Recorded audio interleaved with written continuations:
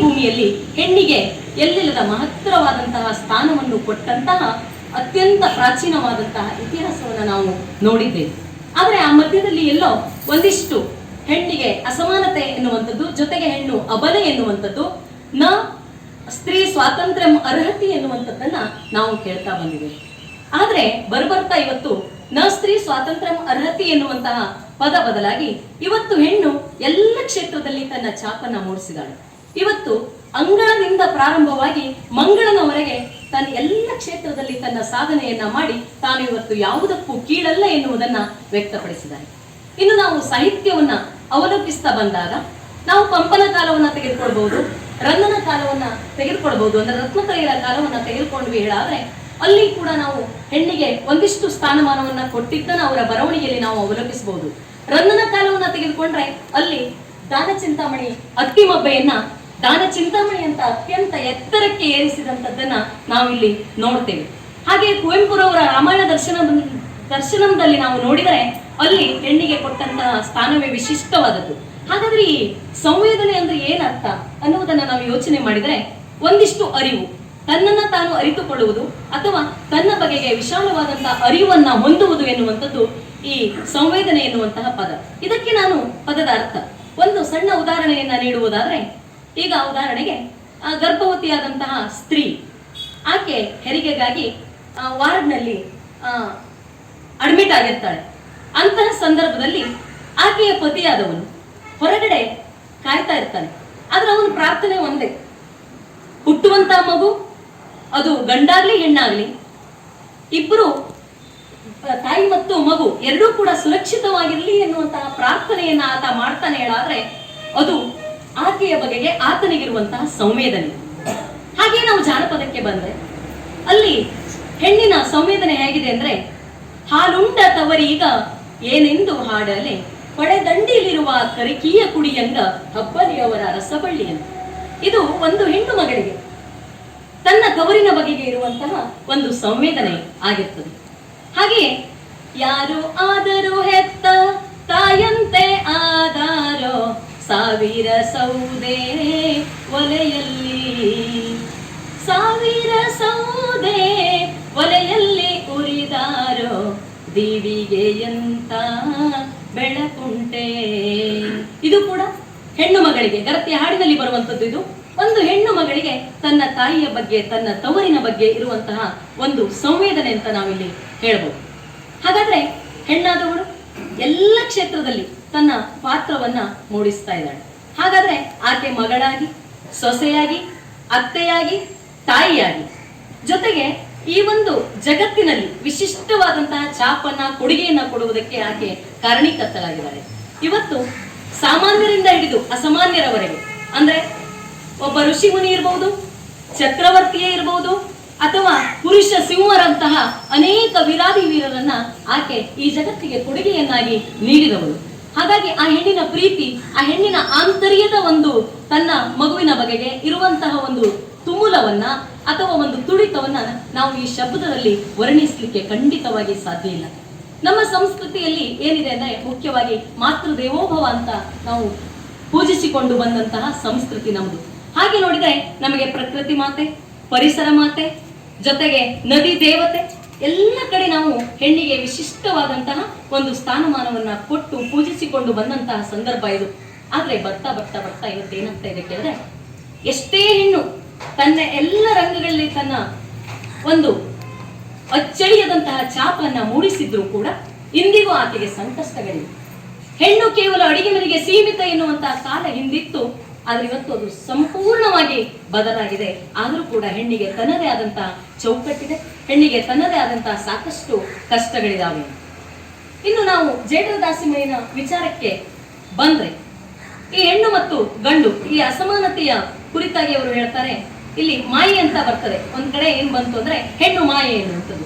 ಆದ್ರೆ ಜೇಡರ ದಾಸಿಮಯ್ಯನವರು ತಮ್ಮ ವಚನದಲ್ಲಿ ಹೆಣ್ಣು ಮಾಯೆಯಲ್ಲ, ಹೊನ್ನು ಮಾಯೆಯಲ್ಲ, ಮನಸ್ಸಿನ ಆಸೆಯೇ ಮಾಯೆ ಅಂತ ಹೇಳ್ತಾರೆ. ಅಂದ್ರೆ ಅಲ್ಲಿ ಕೂಡ ನಾವು ನೋಡ್ತೇವೆ ಹೆಣ್ಣನ್ನ ಎಷ್ಟು ಎತ್ತರಕ್ಕೆ ಏರಿಸಿದ್ದಾರೆ, ಎಷ್ಟು ಪೂಜ್ಯವಾದಂತಹ ಸ್ಥಾನದಲ್ಲಿ ಇಟ್ಟಿದ್ದಾರೆ ಅಂತ. ಎಲ್ಲವೂ ಬದಲಾಗ್ತದೆ. ಯಾಕಂದ್ರೆ ಇವತ್ತು ನಾವು ಆಧುನಿಕ ತಂತ್ರಜ್ಞಾನದ ಕಾಲದಲ್ಲಿದ್ದೇವೆ, ವಿಜ್ಞಾನದ ಉತ್ತುಂಗದ ಹಂತದಲ್ಲಿದ್ದೇವೆ. ಎಲ್ಲವೂ ಬದಲಾಗಿದೆ. ಅತ್ಯಂತ ಶೀಘ್ರಗತಿಯಲ್ಲಿ ಬದಲಾದಂತಹ ಪ್ರಪಂಚದಲ್ಲಿ ನಾವಿದ್ರೂ ಕೂಡ ನಮಗೆ ಒಂದಿಷ್ಟು ಆತಂಕ ಕಾಡುವುದು ಹೇಗಂದ್ರೆ, ಮನುಷ್ಯರ ಮನಸ್ಸು ಸಂಪೂರ್ಣವಾಗಿ ಬದಲಾಗಿದೆಯೇ ಅಂತ. ಯಾವುದು ಎಷ್ಟೇ ಬದಲಾಗಿದ್ರೂ ಕೂಡ ಮನುಷ್ಯ ತನ್ನೊಳಗಿನ ಸಂವೇದನೆಗೆ ಒಂದಿಷ್ಟು ಅವಕಾಶವನ್ನ, ಸಮಯವನ್ನ ಕೊಡ್ಲಿಲ್ಲ ಆದ್ರೆ ವಿಜ್ಞಾನ ತಂತ್ರಜ್ಞಾನ ಎಷ್ಟೇ ಮುಂದುವರಿಲಿ, ನಾವು ನಮ್ಮೆಲ್ಲ ಸುಖಕ್ಕಾಗಿ ಎಷ್ಟೊಂದು ಸೌಕರ್ಯಗಳನ್ನ ಹೊಂದಿರಲಿ, ಅದರಿಂದ ಏನಾದರೂ ಪ್ರಯೋಜನವಾಗಿದೆ? ಖಂಡಿತವಾಗಿ ಸಾಧ್ಯ ಇಲ್ಲ. ನಾವು ಇವತ್ತಿಗೂ ಕೂಡ ಇಷ್ಟೊಂದು ಆಧುನಿಕ ಯುಗದಲ್ಲಿ ಕೂಡ ಒಂದು ಕಡೆ ಮಾತೃ ದೇವೋಭವ ಅಂತ ಪೂಜಿಸ್ತಾನೆ, ಇನ್ನೊಂದು ಕಡೆ ಕಣ್ಣೀರನ್ನ ಹಾಕುವಂತ ಪರಿಸ್ಥಿತಿ ಇದೆ.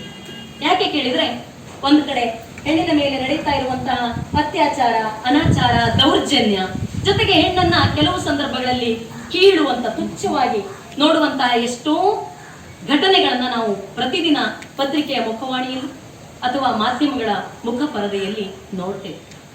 ಆದ್ರೆ ಹಾಗಂತ ಎಲ್ಲ ಪರಿಸ್ಥಿತಿ ಆಗಿದೆ ಅಂತಲ್ಲ. ಹಿಂದಿಗೆ ಪರಿಸ್ಥಿತಿಯನ್ನ ಹೋಲಿಸಿದ್ರೆ ಇವತ್ತು ಪರಿಸ್ಥಿತಿ ಎಷ್ಟೋ ಬದಲಾಗಿದೆ. ಹೆಣ್ಣು ಇವತ್ತು ಅತ್ಯಂತ ಸ್ವಾಭಿಮಾನದಿಂದ ತಲೆ ಎತ್ತಿ ಬದುಕುವಂತಹ ಪರಿಸ್ಥಿತಿ ಇದೆ. ನಾವಿಲ್ಲಿ ಪ್ರಾರಂಭದಲ್ಲಿ ನೋಡ್ತೇವೆ, ಹೆಣ್ಣಿನ ಶೋಷಣೆ ಎಲ್ಲಿಂದ ಪ್ರಾರಂಭವಾಗ್ತದೆ ಅಂದ್ರೆ, ನಿಜವಾದ ನಾವು ಒಂದು ರೀತಿಯಲ್ಲಿ ತಾಯಿಯಾದವರು ಯೋಚನೆ ಮಾಡುವುದೇನೆಂದ್ರೆ, ನೀನು ಬೇರೆಯವ್ರ ಮನೆಗೆ ಹೋಗುವವಳು, ನೀನು ಅಡಿಗೆ ಕೆಲಸವನ್ನ ಕಲ್ತ್ಕೋಬೇಕು, ಇಲ್ಲ ಅಂದ್ರೆ ನೀನು ಬೇರೆಯವ್ರ ಮನೆಗೆ ಹೋಗಿ ಏನ್ ಮಾಡ್ತೀಯ ಎನ್ನುವಂಥದ್ದು ಪ್ರಾರಂಭದ ಒಂದು ಪಾಯಿಂಟ್ ಇಲ್ಲೇ ಇದೆ. ಪ್ರಾರಂಭದ ಒಂದು ಬಿಂದು ಏನಿದೆ ಅದು ಬಹುಶಃ ನಾವೇ ಆಗಿರ್ತೀವಿ. ಹಾಗಾದ್ರೆ ಇಲ್ಲಿ ಏನಾಗಿದೆ ಕೇಳಿದ್ರೆ, ಹೆಣ್ಣು ಮತ್ತು ಗಂಡು ಇಬ್ಬರೂ ಕೂಡ ಇವತ್ತು ಉದ್ಯೋನ್ಮುಖಿಗಳಾದಾಗ ಇಬ್ಬರು ಕೂಡ ತಮ್ಮ ಜವಾಬ್ದಾರಿಯಲ್ಲಿ ಸಮಾನವಾದಂತಹ ನೊಗವನ್ನ ಎಳೆಯೋದಕ್ಕೆ ಒಂದು ರಥದ ಎರಡು ಚಕ್ರಗಳಂತೆ ಸಾಗ್ತಾ ಇರುವಂತಹ ಪರಿಸ್ಥಿತಿ ನಿರ್ಮಾಣವಾಗಬೇಕು. ಈಗ ಆಗ್ತಾ ಇದೆ ಎನ್ನುವುದು. ಆದ್ರೂ ಕೂಡ ನಾವು ಈಗಾಗಲೇ ಹೇಳಿದ ಹಾಗೆ ಸಾಕಷ್ಟು ಇನ್ನೂ ಕೂಡ ಸುಧಾರಣೆ ಆಗಬೇಕಾಗಿದೆ. ಮಹಿಳೆಗೆ ಇನ್ನಿಷ್ಟು ಗಟ್ಟಿ ಧ್ವನಿಯನ್ನ ಎತ್ತಬೇಕಾದ ಸಂದರ್ಭಕ್ಕೆ ಎಲ್ಲರೂ ಕೂಡ ಆಶ್ರಯ ಆಗಬೇಕಾಗಿದೆ. ಜೊತೆಗೆ ಮಹಿಳೆಯ ಸಬಲೀಕರಣ ಎನ್ನುವಂತಹ ಪದ ನಮಗೆ ಹೋಗಬೇಕಾಗಿದೆ. ಮಹಾತ್ಮ ಗಾಂಧೀಜಿಯವರು ಒಂದ್ ಕಡೆ ಹೇಳ್ತಾರೆ, ಒಂದು ಹೆಣ್ಣು ಮಧ್ಯರಾತ್ರಿಯಲ್ಲಿ ನಿರ್ಜನವಾದಂತಹ ಓಣಿಯಲ್ಲಿ ಒಬ್ಬಳೇ ಯಾವಾಗ ಚಲಿಸುವಂತೆ ಆಗ್ತದೆ, ಅದು ನಮ್ಮ ನಿಜವಾದಂತಹ ಸ್ವಾತಂತ್ರ್ಯ ಅಂತ.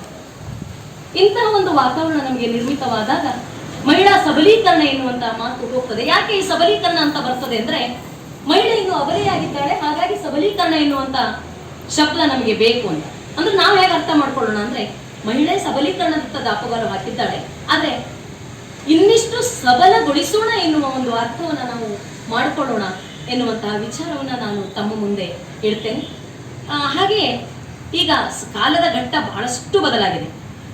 ಒಂದು ಮಹಿಳೆಯ ಪರವಾದಂತಹ ಧ್ವನಿಯನ್ನ ಎತ್ತಬೇಕು ಅಂದ್ರೆ, ಮಹಿಳಾ ಪರವಾದಂತಹ ಚರ್ಚೆಗಳಲ್ಲಿ, ಗೋಷ್ಠಿಗಳಲ್ಲಿ ನಾವು ಭಾಗವಹಿಸಬೇಕು ಅಂದ್ರೆ ಸಾಕಷ್ಟು ಮಹಿಳಾ ಸಾಹಿತಿಗಳು ಸಾಕಷ್ಟು ತಮ್ಮ ಸಾಹಿತ್ಯದಲ್ಲಿ ಈ ಮಹಿಳಾ ಸಂವೇದನೆಯ ಬಗ್ಗೆ ಬರೆದಂತವ್ರು ಇದ್ದಾರೆ. ಉದಾಹರಣೆಗೆ ವೈದೇಹಿಯವರಿರ್ಬೋದು, ತಮ್ಮ ಸಾಹಿತ್ಯಗಳಲ್ಲಿ ಪ್ರತಿಭಾ ನಂದಕುಮಾರ್ ಅಂತವರಿರ್ಬೋದು, ಅವರೆಲ್ಲರೂ ಕೂಡ ಸಾಕಷ್ಟು ಅವರೆಲ್ಲರ ಸಾಹಿತ್ಯಗಳನ್ನ ನಾವು ಓದಿದಾಗ ಪ್ರಸ್ತುತ ಪರಿಸ್ಥಿತಿಯಲ್ಲಿ ಏನಾಗ್ತಾ ಇದೆ, ಹಿಂದೆ ಪುರಾಣ ಮತ್ತು ಉಪನಿಷತ್ ಕಾಲದಲ್ಲಿ ಹೇಗಾಗಿತ್ತು ಅಂತ, ಜೊತೆಗೆ ನಮ್ಮೆದುರಿಗೆ ಇರುವಂತಹ ಸಾಕಷ್ಟು ಆದರ್ಶಪ್ರಾಯರಾದಂತಹ ಉದಾಹರಣೆಗಳಿದಾವೆ. ಈಗ ಶಾರದಾ ಮಾತೆಯವರಿದ್ದಾರೆ, ರಾಮಕೃಷ್ಣ ಪರಮಹಂಸರ ಶಿಷ್ಯ ಅಂತ ಕೂಡ ನಾವು ಹೇಳಬಹುದು. ಶಾರದಾ ಮಾತೆಯವರಿದ್ದಾರೆ, ಜೊತೆಗೆ ನಮಗೆ ಇನ್ಫೋಸಿಸ್ ಸುಧಾಮೂರ್ತಿಯವರಿದ್ದಾರೆ.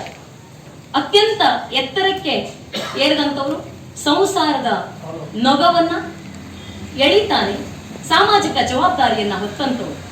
ಯಾಕೆ ಇದು ನಮಗೆಲ್ಲ ಸಾಧ್ಯ ಆಗ್ತಾ ಇಲ್ಲ ಅನ್ನೋದನ್ನ ನಾವು ಅವಲೋಕನ ಮಾಡ್ತಾ, ಹೆಚ್ಚು ಹೆಚ್ಚು ಮಹಿಳಾ ಪರ ಚಿಂತನೆಗಳನ್ನ ನಾವು ಓದ್ತಾ, ಸಮಾಜದಲ್ಲಿ ಎಲ್ಲರೊಂದಿಗೆ ಸಾಮರಸ್ಯದ ಬದುಕನ್ನ ನಾವು ಬದುಕ್ತಾ, ಪರಸ್ಪರನ್ನ ಅರ್ಥ ಮಾಡಿಕೊಳ್ತಾ, ತನ್ನ ಒಳಗಣ ಅರಿವನ್ನ ತಾನು ಮಾಡಿಕೊಳ್ತಾ ಸಾಗಿದಾಗಲೇ ಆ ಮಹಿಳಾ ಪರ ಚಿಂತನೆಗೆ ಒಂದು ಸ್ಪಷ್ಟವಾದಂತಹ ಅರ್ಥ ಬರ್ತದೆ. ಜೊತೆಗೆ ಇಂತಹ ಮಹಿಳಾ ಗೋಷ್ಠಿಗಳಿಗೆ ಅಥವಾ ಮಹಿಳಾ ದಿನಾಚರಣೆಗಳಿಗೆ ಅರ್ಥ ಬರ್ತದೆ ಅಂತ ಹೇಳ್ತಾ, ಇಂದಿನ ಕವಿಗೋಷ್ಠಿಗೆ ತಾವೇನು ಆಗಮಿಸಿದಿರಿ, ತಮ್ಮ ಒಂದು ಕಾವ್ಯ ವಾಚನ ಅತ್ಯುತ್ತಮವಾಗಲಿ, ಕನ್ನಡ ಸಾಹಿತ್ಯ ಪರಿಷತ್ ಇನ್ನಿಷ್ಟು ಎತ್ತರಕ್ಕೆ ಬೆಳೆಯಲಿ, ಜೊತೆಗೆ ಹೊಸ ಹೊಸ ಚಿಂತನೆಗಳನ್ನ ಈಗಾಗಲೇ ಹೇಳಿದ್ರು. ಯಾಕಂದ್ರೆ ಅತ್ಯಂತ ಕಿರಿಯರನ್ನ, ಎಳೆಯರನ್ನ ನಾವು ಬೆಳೆಸುವಂಥದ್ದು ಅಂತ. ಹಿಂದಿನಿಂದಲೂ ಸಾಹಿತ್ಯ ಪರಿಷತ್ತು ಅತ್ಯುತ್ತಮವಾಗಿ ಕಾರ್ಯಗಳನ್ನು ನಡೆಸ್ತಾ ಬಂದಿದೆ. ಈಗೂ ಕೂಡ ಅತ್ಯುತ್ತಮವಾದಂತಹ ಕಾರ್ಯಕ್ರಮ. ಹಾಗೆಯೇ ಭಗವಂತನ ಕೃಪೆ ಈ ಕನ್ನಡ ಸಾಹಿತ್ಯ ಪರಿಷತ್ ಅತ್ಯುತ್ತಮವಾಗಿ ಇನ್ನೂ ಅತ್ಯಂತ ಫಲಪ್ರದ ಕಾರ್ಯಕ್ರಮಗಳನ್ನು ನಡೆಸುವುದರ ಮೂಲಕ ಯಶಸ್ಸನ್ನು ಪಡಿಲಿ ಎನ್ನುವಂಥ ಅರಿಕೆಯನ್ನ ಭಗವಂತನಲ್ಲಿ ಮಾಡಿಕೊಳ್ತಾ, ನನಗೆ ಅವಕಾಶ ಕೊಟ್ಟಿದ್ದಕ್ಕಾಗಿ ತಮ್ಮೆಲ್ಲರನ್ನ ವಂದಿಸ್ತಾ, ಸಮಸ್ತ ತಾಯಂದಿರಿಗೆ ಈ ಸಂದರ್ಭದಲ್ಲಿ ನಾನು ಸಾಷ್ಟಾಂಗ ಪ್ರಣಾಮವನ್ನು ಅರ್ಪಿಸ್ತಾ ನನ್ನ ಆಶಯ ನುಡಿಯನ್ನು ಮುಗಿಸ್ತೇನೆ. ನಮಸ್ಕಾರ.